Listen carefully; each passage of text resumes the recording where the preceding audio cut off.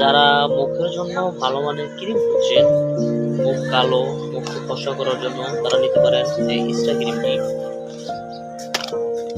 আমি দেখাচ্ছি ক্রিমটি অনেক ভালো মানের, হয়তো জন্য ফর্সা ইস্টা ক্রিম, এটা নিতে পারেন আপনারা। দেখেন